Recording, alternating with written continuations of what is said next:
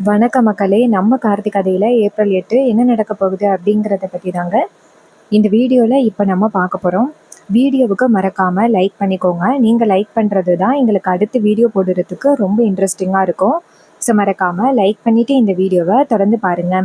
என்ன நடக்குது அப்படின்னு பார்த்துக்கிட்டிங்கன்னா, நம்ம ஹீரோயின் இருக்காங்கல்ல, அவங்க வந்துட்டு சாமி கும்பிட்டுக்கிட்டு இருக்காங்க. அப்ப பூசாரி ஐயா வந்துட்டு அங்க இருக்கிற அந்த மல்லிகைப்பூவை கொண்டாந்து குடுக்குறாங்க. அந்த மல்லிகைப்பூவு நம்ம ஏற்கனவே ஹீரோ வந்துட்டு சாமிக்கு குடுத்தது. அது வந்து நேரா நம்ம ரேவதிக்கு வருது. இதெல்லாம் பார்க்குறதுக்கு ரொம்ப எமோஷ்னலா இருந்துச்சு. நம்ம ஹீரோயின் அந்த பூவ வந்து ரேவதிட்ட குடுக்க, ரேவதி வந்து ஹீரோயினோட தலையில வச்சு விடுறாங்க. ஹீரோயின் ரொம்ப சந்தோஷப்படுறாங்க. சாமி கும்பிட்டுட்டு இருக்கும்பொழுது, மயில் இருக்காருல்ல, அவரு வந்து நேரா ரோகுவுக்கு ஃபோன் பண்றாங்க. ரோகு ஃபோன் அட்டெண்ட் பண்ணி, "சொல்லுங்க" அப்படின்னு சொல்ல, மயிலு சொல்றாரு, "ரோகு எங்க இருக்க? ஒரு சின்ன வேலை இருக்கு கோயில்ல, சீக்கிரம் வாயேன்" அப்படின்னு சொன்னதும், ரோகுவும் "சரிங்க, இந்த வரேன்" அப்படின்னு சொல்லிட்டு ஃபோனை கட் பண்ணிட்டு, நேரா ரேவதி கிட்ட, "ரேவதி, நீ கோயில சுத்தி பாரு. அவர் ஏதோ அவசர அவசரமா கூப்பிடுறாரு. ஏதாவது எடுத்து வைக்கணும்னு நினைக்கிறேன். நான் போறேன்" அப்படின்னு. ஹீரோயினும், "சரிக்கா, நீ போயிட்டு வா. எனக்கு எந்த பிரச்சனையும் இல்லை. நான் இங்கே வந்துட்டு சுற்றி பார்க்குறேன்" அப்படின்னு சொல்ல, அவங்களும் சரி அப்படின்னு சொல்லிட்டு அந்த இடத்துலேருந்து போகிறாங்க. அவங்க போனதும் நம்ம ஹீரோயின் வந்துட்டு அந்த கோவிலை ரொம்ப சந்தோஷமாக சுற்றி பார்த்துக்கிட்டு வராங்க. அதே நேரத்தில் நம்ம ஹீரோ அந்த பக்கமாக வராரு. நம்ம ஹீரோ வந்துட்டு நடந்து வந்துக்கிட்டு இருக்கும் பொழுது ரேவதியை பார்த்துறாரு. அப்போ நம்ம ஹீரோயினும் நம்ம ஹீரோவை டக்குன்னு பார்த்துறாங்க. நம்ம ஹீரோ வந்து திரும்பிக்கிறாரு. ரேவதி ஒருவேளை நம்மளை பார்த்துட்டு அவளுக்கு ஏதாவது பிரச்சனை ஆகிருச்சுன்னா என்ன பண்ணுறது அப்படிங்கிறதுக்காக நம்ம ஹீரோ வந்துட்டு திரும்பிடுறாரு. நம்ம ஹீரோயின் பார்த்ததோட, அவரை நம்ம எங்கேயோ பார்த்த மாதிரி இருக்கே, அவரை நமக்கு தெரிஞ்சவரா அப்படின்ட்டு சார் அப்படின்னு கூப்பிட்றாங்க. அப்போ நம்ம ஹீரோ என்ன பண்ணுறாருன்னா, ஐயோ, ரேவதி வந்துட்டு நம்மளை தான் கூப்பிட்றா போல. அத்தை கிட்ட நம்ம சொல்லியிருந்தோம், காலம் முன்னிட்டும் நான் ரேவதியை வந்து நேரடியாக சந்திக்க மாட்டேன் அப்படின்னு சொல்லியிருந்தேன். இப்போ நான் ரேவதியை பார்த்தேன் அப்படின்னா கண்டிப்பாக அத்தை வந்துட்டு நம்மளை பேசுவாங்க. ஸோ நம்ம இப்போதைக்கு வந்து பேசாமல் அமைதியாக இந்த இடத்த விட்டு போகிறது நல்லது அப்படின்ட்டு நம்ம ஹீரோ வந்துட்டு அந்த இடத்துலேருந்து நைஸாக நடக்க ஆரம்பிக்கிறாரு. அப்போ ஹீரோயின் வந்துட்டு, "சார் சார், ஒரு நிமிஷம் நில்லுங்க" அப்படின்னு சொல்ல, ஹீரோ டக்குன்னு அந்த இடத்துலேருந்து விலகி போயிடுறாரு. அப்போ தான் அந்த இடத்துக்கு நம்ம ஈஸ்வரி வராங்க. ஈஸ்வரி வந்துட்டு ரேவதியை பார்த்து, "ரேவதி, என்னாச்சு? யாரை வந்துட்டு சார் சார்னு கூப்பிட்டுட்டு போற" அப்படின்னு. ஹீரோயின் சொல்கிறாங்க, "அம்மா ஒருத்தரை பார்த்தேன். அவர் எனக்கு ஏற்கனவே தெரிஞ்சவர் மாதிரி இருந்தாருமா. அதான் சார் அப்படின்னு கூப்பிட்டேன். அவரு என்னடான்னா திரும்பி கூட பார்க்காம வேகமாக போயிட்டாரு." இதை கேட்டதும் ஈஸ்வரி நினைக்கிறாங்க, ஒருவேளை அந்த டிரைவர் பையில தான் இவ சொல்லுவாளோ, என்னவா இருக்கும் அப்படின்ட்டு. அப்போ நம்ம கலா இருக்காங்களா, புதுசாக வந்திருக்கிற வில்லி, அவங்க கேட்குறாங்க ஈஸ்வரி கிட்ட, "என்ன மேடம், என்னாச்சு? ரேவதி என்ன சொல்கிறா?" ஈஸ்வரி சொல்கிறாங்க, "ஒன்றும் இல்லை மேடம், ஏற்கனவே அந்த டிரைவர் பையலை பற்றி உங்ககிட்ட சொன்னேன் என்ன. ஸோ அவள் வந்துட்டு கண்டிப்பாக இவ பார்த்துருக்கா, அதனால தான் இவ பேசுகிறா." இதை கேட்டதும் கலா சொல்கிறாங்க, "அவன் இங்கே தான் இருக்கானா?" ஈஸ்வரி சொல்கிறாங்க, "ஆமாம், இங்கே தான் இருக்கிறான் போல" அப்படின்னு. இதை கேட்டதும் கலா சொல்கிறாங்க, "அவனை நேரடியாக பார்த்து அவனை ஒரு டைம் வந்துட்டு நான் சவால் விடணும், எனக்கு ரொம்ப ஆசையாக இருக்குது" அப்படின்ட்டு. அதுக்கு ஈஸ்வரி சொல்கிறாங்க, "இங்கே பாருங்கள், அவன் இங்கே தான் எங்கேயாவது சுற்றிக்கிட்டு இருப்பான். ஸோ என் பொண்ணை ரொம்ப நேரம் இங்கே வச்சுக்கிட்டு இருக்கிறது நல்லதில்லை. சரி, நான் ரேவதி கிட்ட நைஸாக சொல்லி அவளை கூட்டிகிட்டு போயிட்டு ஒரு இடத்துல உட்கார வைக்கிறேன்" அப்படின்னு சொல்ல, கலாவும் சரி அப்படிங்கிறாங்க. ஈஸ்வரி நேராக ரேவதி கிட்டே, "ரேவதி, இந்த மாதிரி நீ அங்கேயும் இங்கேயும் சுத்தாத அப்படின்னு நான் உன்கிட்ட சொல்லியிருக்கேன். ஏற்கனவே வந்துட்டு உனக்கு ஒரு பிரச்சனை வந்துச்சு. அந்த பிரச்சனை எதனால வந்துச்சு அப்படின்னு தெரியாம இன்னுமே நான் குழப்பத்துல இருக்கேன். அதுக்கு யாரு காரணம் அப்படின்னு தெரியாம குழப்பத்துல இருக்கேன்.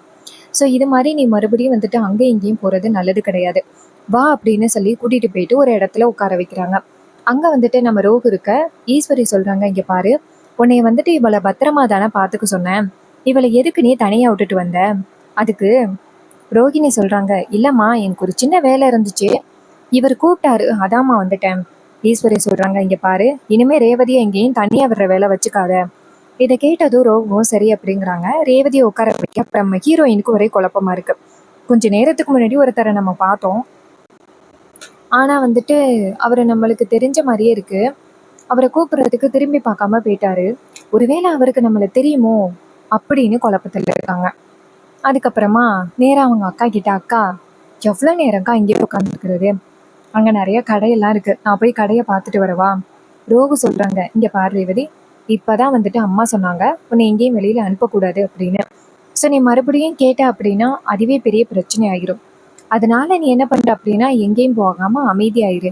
நான் அம்மா கிட்ட திட்டு வாங்க முடியாது." அதுக்கு ரேவதி சொல்றாங்க, "அக்கா ப்ளீஸ்க்கா."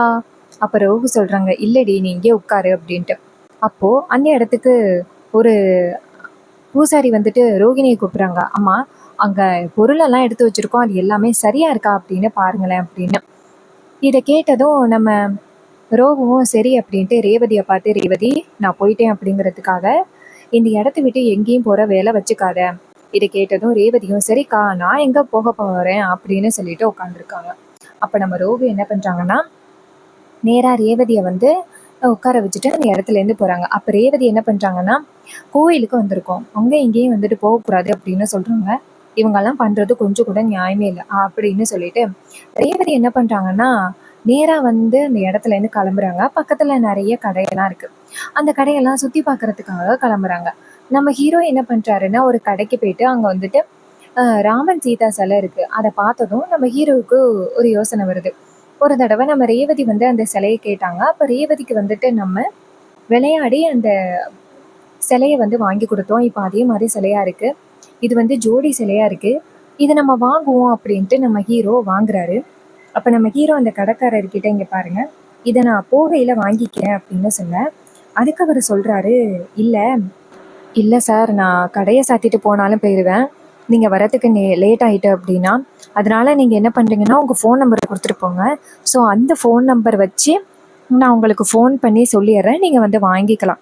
இதை கேட்டதும் ஹீரோவும் சரி நம்பரை நோட் பண்ணிக்க அப்படின்னு சொல்லிட்டு நம்பர் கொடுக்குறாங்க. அவர் நம்பர் வாங்கிக்கிறாரு. ஹீரோ அந்த சிலையை பத்திரமா வச்சுக்கிடுங்க அப்படின்னு சொல்லிட்டு கிளம்புறாங்க. ஹீரோ போன அடுத்த செகண்டு ஹீரோயின் அதே கடைக்கு வராங்க.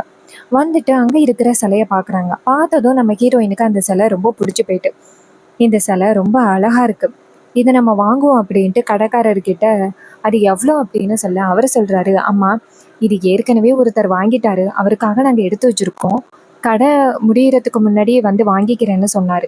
அப்போ ரேவதி சொல்கிறாங்க, ஐயோ அப்படியா, எனக்கு இந்த சிலை ரொம்ப பிடிச்சிருக்கு, ப்ளீஸ் தயவு செஞ்சு இந்த சிலையை என்கிட்ட கொடுங்களேன் அப்படின்னு. அவர் சொல்கிறாரு, இல்லைங்கம்மா அவர்கிட்ட நான் காசு வரைக்கும் வாங்கிட்டேனே. ரேவதி சொல்கிறாங்க, சரி நீங்கள் யாருக்கு கொடுத்தீங்க சொல்லுங்களேன், அவர்கிட்ட நான் போய் பேசுகிறேன். அதுக்கு அவர் சொல்கிறாரு, இல்லை மேடம், அவரோட நம்பர் மட்டும்தான் கொடுத்துட்டு போயிருக்காரு, அவர் இங்கே இல்லையே. உடனே ரேவதி சொல்கிறாங்க, சரி ஓகே அவரோட நம்பரை கொடுங்களேன், நான் அவர்கிட்ட கேட்குறேன் அப்படின்ட்டு. இதை கேட்டதும் அவரும் சரிங்க மேடம், அவர்கிட்ட பேசுங்க, ஒருவேளை அந்த சிலையை வந்துட்டு நீங்கள் வாங்கிக்கிடுங்க அவர்கிட்டேருந்து அப்படின்னு. இதை கேட்டதும் ரேவதி சொல்கிறாங்க, சரி அவரோட நம்பர் கொடுங்க அப்படின்னு சொல்ல, அவரே நம்பர் கொடுக்குறாரு. நம்ம ஹீரோயின் அந்த நம்பர் போட, நம்பரை பார்த்துட்டு இது கார்த்தியோட நம்பர் ஆச்சே, ஒருவேளை அவர் தான் இந்த சிலையை வாங்கியிருப்பாரோ, சரி நம்ம அவர்கிட்ட கேட்போம் அப்படின்ட்டு ஃபோன் பண்ணுறாங்க. நம்ம ஹீரோ வந்துட்டு ஃபோனை பார்த்துட்டு ரேவதி தான் ஃபோன் பண்ணுறா, என்னவா இருக்கும் அப்படின்ட்டு ஹீரோ ஃபோன் அட்டென்ட் பண்ணி, சொல்லுங்கள் என்ன திடீர்னு ஃபோன் பண்ணியிருக்கீங்க அப்படின்ட்டு. அதுக்கு ஹீரோயின் சொல்கிறாங்க, ஓ இது உங்களோட நம்பர் தானா, எனக்கு ஒரு சின்ன சந்தேகம் இருந்துச்சு, இந்த நம்பரில் நேற்று உங்களுக்கு கால் பண்ணமே அப்படின்ட்டு.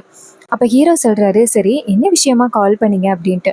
ஹீரோயின் சொல்கிறாங்க, இல்லை ஒரு கடையில் நீங்கள் ராமன் சீதாவோட சிலையை வாங்கி வச்சுருக்கீங்களா, அது லேட்டாக வந்து வாங்கிக்கிறேன் அப்படின்னு சொன்னீங்களா, எனக்கு அந்த சிலை ரொம்ப பிடிச்சிருக்கு, ஸோ எனக்காக அந்த சிலையை எனக்கு விட்டு கொடுக்குறீங்களா. உடனே நம்ம ஹீரோ நினைக்கிறாரு, இந்த சிலையை வாங்கி ரேவதி கிட்ட தான் கொடுக்கணும் அப்படின்னு நினச்சோம், இப்போ ரேவதியே வந்துட்டு அந்த சிலை வேணும் அப்படின்னு சொல்லிட்டு கேட்குறா. சரி ஓகே அப்படின்ட்டு ஹீரோ சொல்கிறாரு, சரி உங்களுக்கு அந்த சிலை பிடிச்சிருந்துச்சு அப்படின்னா எடுத்துக்கிடுங்க, எந்தவித பிரச்சனையும் இல்லை. அப்போ ஹீரோயின் சொல்கிறாங்க, ரொம்ப தேங்க்ஸுங்க, நீங்கள் உடனே சொல்லுவீங்க அப்படின்னு நான் எதிர்பார்க்கவே இல்லை. சரி நீங்கள் இப்போ கோயிலில் தான் இருக்கீங்களா, உங்களை நேரடியாக சந்திக்கலாமா. ஹீரோ சொல்கிறாரு, இல்லை நான் கோவிலில் இல்லை, நான் வீட்டுக்கு கிளம்பிட்டேன். ஹீரோயின் சொல்கிறாங்க, அப்படியா, கோவிலில் இருந்தீங்கன்னா உங்களை ஒரு டைம் நேரில் பார்க்கணும் அப்படின்னு ஆசைப்பட்டேன், அதான் கேட்டேன். அப்போ ஹீரோ சொல்கிறாரு, இங்கே பாருங்கள் எனக்கு நிறைய வேலைகள் இருக்குது, ஸோ இப்போதைக்கு உங்களை வந்து சந்திக்கிறதுக்கு வாய்ப்புகள் இல்லை, ஸோ இன்னொரு டைம் நம்ம சந்திக்கலாம். இதை கேட்டதும் ஹீரோயினும் சரி அப்படின்னு சொல்லிட்டு அந்த சிலையை எனக்காக விட்டு கொடுத்ததுக்கு ரொம்ப தேங்க்ஸ் அப்படின்னு சொல்ல, அப்போ ஹீரோ சொல்கிறாரு, உங்களுக்கு அந்த சிலை பிடிச்சிருந்துச்சுன்னா எனக்கு ரொம்ப சந்தோஷம்தான் அப்படின்னு சொல்ல, ஹீரோயினும் சரி அப்படின்னு சொல்லிட்டு ஃபோனை கட் பண்ணிவிட்டு கடைக்காரர்கிட்ட, இங்கே பாருங்கள் அவர் அந்த சிலையை என்கிட்ட கொடுக்கலாம்னு சொல்லிட்டாரு, காசு வந்துட்டு அவர் பே பண்ணிட்டாராம், ஸோ நோ ப்ராப்ளம் அப்படின்னு. உடனே கடைக்காரனும் சரிங்கம்மா அப்படின்னு சொல்லிட்டு சிலையை கொடுக்குறாங்க. நம்ம ஹீரோயின் அந்த சிலையை வாங்கிக்கிட்டு ரொம்ப சந்தோஷப்படுறாங்க. இந்த சிலை ரொம்ப சூப்பராக இருக்குது, அவர் நமக்காக விட்டு கொடுத்துருக்காரு, ஆனால் அம்மா ஏன் தான் அவரை பற்றி இப்படி தப்பாக பேசுகிறாங்கன்னு தெரியல, அம்மா பேசுறதுக்கும் இவரோட கேரக்டருக்கும் கொஞ்சம் கூட சம்மந்தமே இல்லை. அம்மா இவரை அப்படி இப்படின்னு சொல்றாங்க, ஆனா இவரு ரொம்ப நல்லவரா இருக்காரு. சரி பாப்போம் என்ன நடக்குது அப்படின்னு சொல்லிட்டு நேரா அவர்கிட்ட அந்த சிலையை வாங்கிட்டு கிளம்புறாங்க. நேரா வந்துட்டு அவங்க அக்கா உட்கார்ந்து இருக்கிற இடத்துக்கு போறாங்க. ரோகிணி சொல்றாங்க, ஏய் எங்கடி போன? அவங்க கிட்ட என்ன சொன்னேன்? எங்கேயும் போகாத, அம்மாவுக்கு தெரிஞ்சிச்சுன்னா ரொம்ப கோவப்படுவாங்க அப்படின்னு சொன்னேன். கொஞ்சமாவது கேட்டியாடி அப்படின்ட்டு. இதை கேட்டதும் ரேவதி சொல்றாங்க, ஏ இங்க பாருக்கா, இந்த சிலை ரொம்ப சூப்பரா இருக்கா. இந்த சிலைய யாரு வாங்கினா தெரியுமா? கார்த்தி தான் வாங்கினாரு. அவரு எனக்காக இந்த சிலையை விட்டு கொடுத்துருக்காரு. அம்மா சொல்றாங்க பத்தியா, அவரு கெட்டவரு அப்படி இப்படின்னு சொல்றாங்க பத்தியா. ஆனா அது கொஞ்சம் கூட என்னால நம்பவே முடியாது, ஒத்துக்கவும் முடியாது. அவரு இந்த சிலையை எனக்காக விட்டு கொடுத்துருக்காரு. யாராவது வாங்கின சிலைய இன்னொருத்தவங்களுக்கு விட்டு கொடுப்பாங்களா? ஆனா அவரு விட்டு கொடுக்குறாரு. என்னை பொறுத்த வரைக்கும் அவரு ரொம்ப நல்லவர் அப்படின்ட்டு. இதை கேட்டதும் நமக்கு ரோஹிணிக்கு செம்ம ஹாப்பியா இருக்கு.